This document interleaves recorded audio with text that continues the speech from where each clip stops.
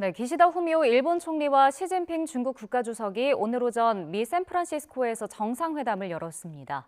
1년 만에 만난 두 정상은 최근 양국 간 주요 현안인 오염수 문제 등에 대한 논의를 이어간 것으로 알려졌습니다.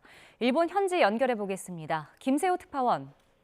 네, 도쿄입니다. 네, 중일 양국이 외교 안보, 또 통상 분야 등 여러 면에 걸쳐 대립 국면을 이어왔는데요. 어떤 대화가 오고 갔습니까? 네, 기시다 총리와 시진핑 주석이 직접 얼굴을 마주한 것은 지난해 11월 17일 태국 방콕에서 열린 에이펙 정상회의 이후 딱 1년 만입니다. 우선 시진핑 주석은 모두 발언에서 쌍방의 역사적 제세와 시대 흐름을 파악해 의견차를 적절히 관리해 나가야 한다고 말했습니다. 그러면서 새 시대의 요구에 부합하는 중일 관계를 구축해야 한다고 강조했습니다. 이에 기시다 총리는 올해가 중일 평화 우호 조약 45주년이 되는 해라며 세계 평화와 안정에 공헌해 나갈 책임이 양국에 있는 만큼 양국의 더 밝은 미래를 열어나가기 위해 힘을 합치자고 화답했습니다. 일본과 중국은 최근 오염수 방류 문제와 반도체 수출 통제 등을 놓고 첨예하게 대립해 왔는데 두 정상의 이 같은 모두 발언은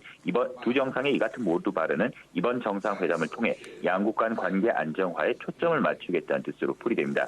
일본 정부는 오전 정례 브리핑에서도 같은 입장을 강조했는데요. 일본은 중국에 주장할 것은 주장하면서 건설적이고 안정적 관계 구축을 위해 노력하겠다는 것이 일관된 방침이라고 밝혔습니다. 네, 그렇다면 중일 회담에서 중점적으로 논의된 내용은 뭐였습니까? 네, 우선 예상했던 대로 최근 가장 첨예하게 대립하고 있는 후쿠시마 제1원전 오염수 방류와 관련한 의견을 주고받았습니다. 기시다 총리는 시진핑 주석에게 오염수 방류의 안전에 과학적으로 문제가 없다는 점을 강조하면서 중국의 일본산 수산물 수입 금지 조치의 즉각 철폐를 요청했습니다.